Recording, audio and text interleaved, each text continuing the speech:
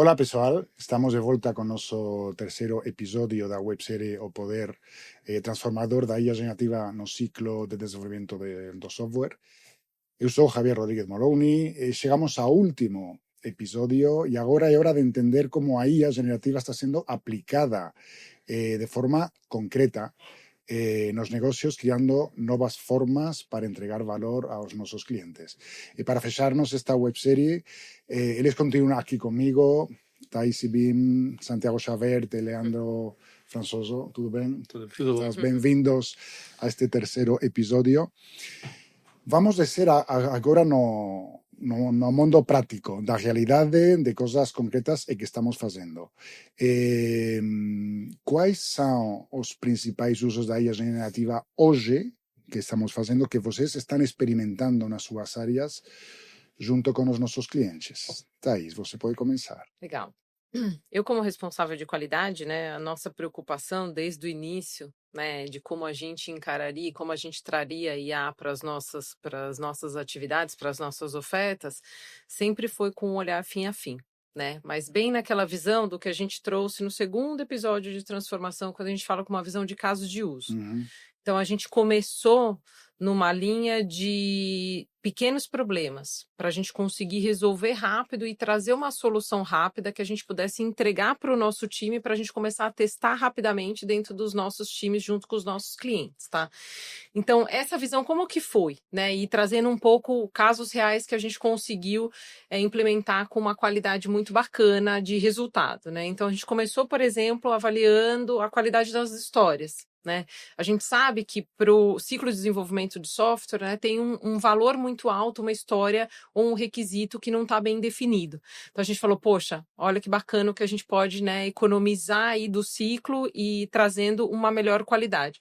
Então a gente começou avaliando a qualidade dessa história, né, usando metodologia, trazendo esse conhecimento, e aí acho que dois principais outputs, né, que a gente trouxe, que nós trouxemos inicialmente para essa solução, seria a gente gerar um score de qualidade, mas também fazer as recomendações de melhoria, né? Então, poxa, se a gente tem sugestão de quebra, sugestão de como a gente incrementa, então a gente devolvia esse resultado, né, de um score, mas também a gente já dava como que a gente poderia evoluir essa história, né?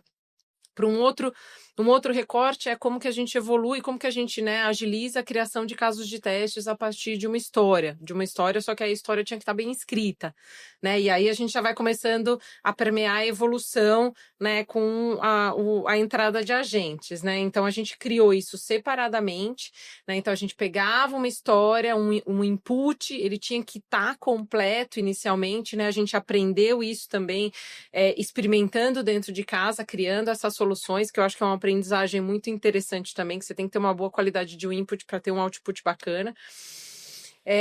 Então a gente começou a escrever casos de testes a partir de histórias, requisitos, né? Com os agentes, o que ele trouxe? Poxa, a gente já consegue validar a qualidade da história, a gente consegue melhorar a história e a gente consegue criar um caso de teste bacana. Mas também ele deu a possibilidade da gente criar casos de teste, né? Agora, a partir de código. Que inicialmente a gente não tinha visto essa possibilidade, porque o input de um código não gerava diretamente um caso de teste, né? Mas é que a gente tem etapas que vão se cumprindo nesse caminho e que com os agentes a gente consegue fazer, né? Do código para uma documentação técnica, para uma documentação funcional, para um caso de teste. É um caminho, né? E essa evolução. Então, outro também que foi muito importante, né, que é, poxa, como que a gente agiliza a automação de teste, a criação dos scripts de teste para automação. A automação, historicamente, veio para trazer eficiência para a área de qualidade, né, a gente sai da execução manual para a automação, mas a gente tinha, né, no nosso cálculo de ROI, uma das coisas que a gente sempre compartilhava com os clientes, o investimento na criação dos casos de teste, dos scripts automatizados. A gente tinha também uma especialização dos profissionais que foi necessária no decorrer dos anos, né? E aí ela veio para mudar isso, né? Então hoje eu preciso, né, ter menos conhecimento ou ter conhecimento num time específico, mais core, mas eu consigo imprimir uma velocidade totalmente diferente na criação dos scripts de teste, né? Então essa foi outra área que a gente investiu bastante. E acho que por último, e por aí também a automação a gente traz o caso de geração de massa, né? A geração de massa sintética, a gente pode trazer alguns casos que estão dentro de um fluxo muito similar ao que a gente fez para a criação dos scripts de automação. E aí a gente traz também uma parte analítica, que eu acho que é super bacana também complementando o end-to-end, né? Por exemplo, como que a gente faz uma avaliação de defeitos, né? Como que a gente está categorizando esses defeitos, causa raiz, o que de insight, uma avaliação macro de incidente, aí a gente traz defeitos, mas a gente pode já conectar com uma etapa de ambiente produtivo, né? Olhando para os incidentes, como que a gente pode trazer isso e retroalimentar o fluxo de qualidade como um todo, o ciclo de desenvolvimento como um todo, né? Através de insights, de análise de incidentes combinados, causas raiz. Então a gente começa a conectar uma série de coisas, né? Que antes não era tão fácil da gente analisar e que agora com o uso da IA acho que facilita bastante e melhora bastante o nosso end-to-end. Então acho que esses são os principais casos aqui. Estos serían os casos da parte de qualidade, de quality services. Santi, si pensamos na parte de desenvolvimento de aplicações, de manutenção de aplicações, quais serían estos casos que temos feito e que aportan aí máis valor para nosos clientes? Justamente a IA veu para transformar a forma que nos tiñamos justamente da gestión do portfolio de aplicações. Tá?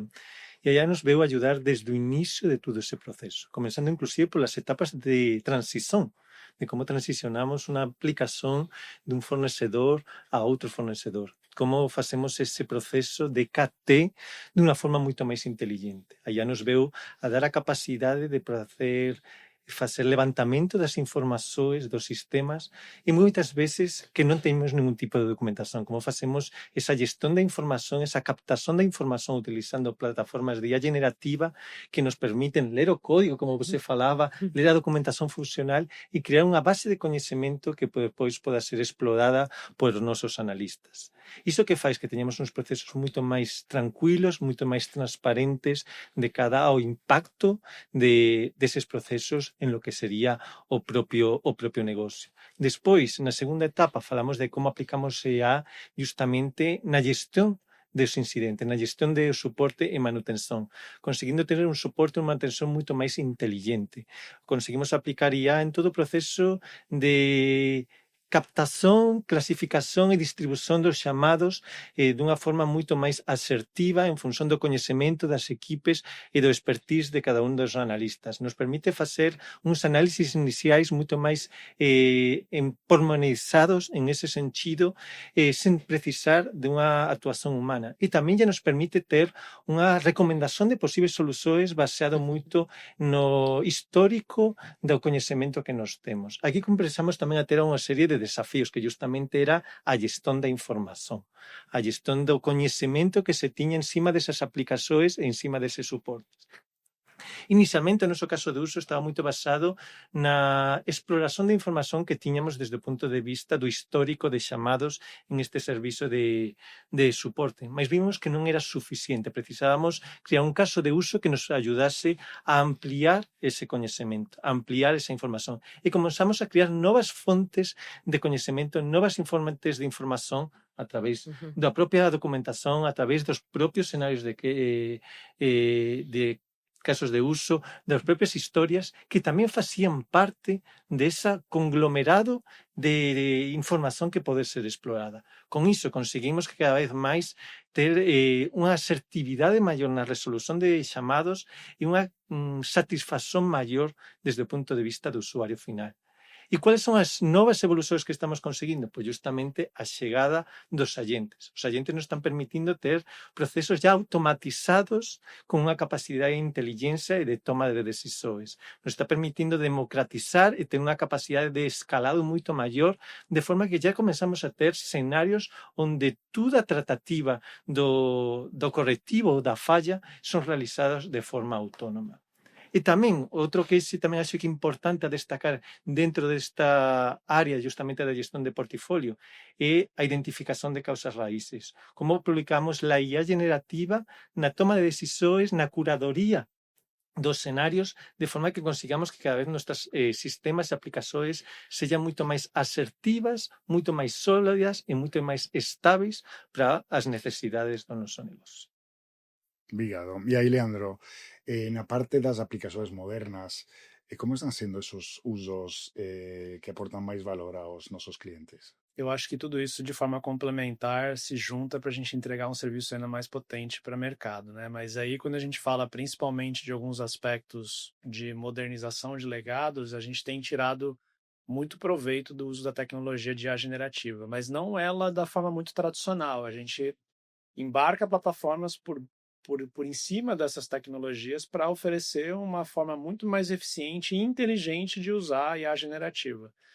Então aqui a gente consegue de uma forma diminuir o impacto que causa um projeto de modernização, porque a gente sabe que é custoso, é longo, são projetos que geralmente duram anos, e reduzir bastante esse esforço que é necessário para executá-los, para entregar um projeto que a grande parte que a gente está falando, que é o desenvolvimento do software, seja automatizada. E aí, utilizando um pouco aqui as falas dos nossos companheiros, né? Consequentemente, também melhorar a nossa qualidade de entrega, né? Com o uso de técnicas de qualidade para a parte de desenvolvimento de software. Depois disso, também, pegando um pouco o gancho aqui do que o Santi comenta, quanto mais rico eu tenho a minha entrada de informação, mais rica vai ser a minha saída da informação, porque a IA ela funciona assim, de alguma forma, né? Agora, como eu manipulo essa informação para eu chegar no resultado final, que é o segredo. Então, o uso da tecnologia da forma mais inteligente é o que vai trazer os melhores resultados.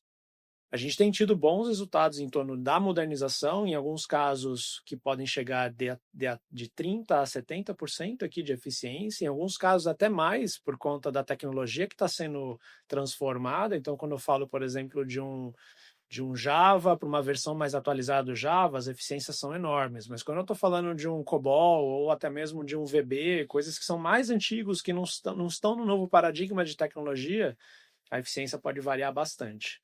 E aqui é importante, a gente falou isso no nosso primeiro episódio, a tecnologia sozinha não faz milagre. A gente precisa das pessoas validando a entrega, validando o que a IA gera de output, para que de fato depois a gente entregue uma modernização que vai gerar resultado no negócio. Porque no final das contas não é tech for tech, né? Não é tecnologia por tecnologia. A gente não está usando isso só porque é legal, só porque é hype, né? Que a gente conversou antes. Mas porque a gente espera um resultado de negócio, que seja aumentando vendas, que seja sendo mais eficiente, que eu consiga colocar mais produtos no mercado, que eu consiga, de fato, impactar os negócios. E aí, falando em negócios também, a gente usa muita tecnologia agora, principalmente com plataformas de mercado, para automatização de processo. Então, quando a gente fala aí de um Copilot Studio, por exemplo, que é uma plataforma que ela também democratiza o uso de criação de agentes, né? Então, a gente consegue criar agentes para antes que era feito com RPA, agora ser feito por algo menos processual e de forma de tarefas, né? A gente consegue olhar ele de um processo end-to-end. E a gente agora está buscando bastante, isso acho que o Brasil tem bastante coisas a aprender aqui, que são as operações autônomas. Quando a gente começa a falar de uso de IA, que ela consegue tomar decisões sozinhas e, assim, diminuir ainda mais o processo da pessoa de ter que ficar intervindo numa atividade que antes era muito manual, a gente consegue tirar ainda o que é melhor da tecnologia. E aí conecta de novo no que o Santi comenta, que é gestão eficiente dos dados. Sem conhecimento do processo, sem os dados que a IA vai poder trabalhar, ela não vai conseguir tomar decisão sozinha. E aí vai precisar de intervenção humana. E como estruturamos esos dados para poder explorar eles e potencializar no máximo o consumo para que nos permita tomar essas decisões de forma autônoma. É isso aí. E eu acho que é o cuidado de validar o resultado, principalmente, né, a gente que tem experimentado muito o uso tanto de plataformas, modelos e até mesmo desenvolvendo algumas coisas dentro de casa, né, o cuidado não só com a qualidade do resultado do que a gente está fazendo daquela atividade fim, mas muitas vezes, né, para muitas finalidades, a gente tem o modelo conversacional, né, onde a gente vai dentro daquela solução, você pode ir evoluindo, né, e que tipo de resultado que você está vindo com outro input, um novo input que você está fazendo. né? Aí entram outras questões, que aí como que ele está te respondendo, está trazendo algum viés, está trazendo quais são as outras preocupações que a gente tem que ter quando a gente valida resultados, né? Então eu acho que os desafios são contínuos e eu acho que a gente tem que estar aberto nesse modelo de aprender mesmo e sempre ter essa curiosidade. Poxa, e agora? O que isso vai trazer de diferente? Como que eu devo olhar para isso de forma diferente? O que eu tenho que aprender a validar que antes eu não olhava antes, né? Que outras áreas, que outros conhecimentos que eu tenho que trazer para o jogo agora, para de repente ter uma solução mais robusta, ou às vezes não é uma solução, né? É aplicar da melhor forma e aquilo que já existe para ter um resultado bacana para a gente e para os nossos clientes, né? Então acho que o desafio aqui é contínuo.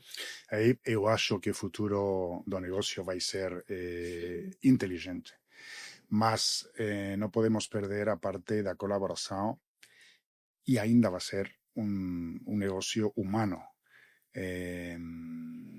E aí, bom, na NTT Data estamos aí construindo este futuro junto aos nosos clientes. Obrigado por escutar esta webseries. Nos encontramos en próximos conteúdos. Até máis.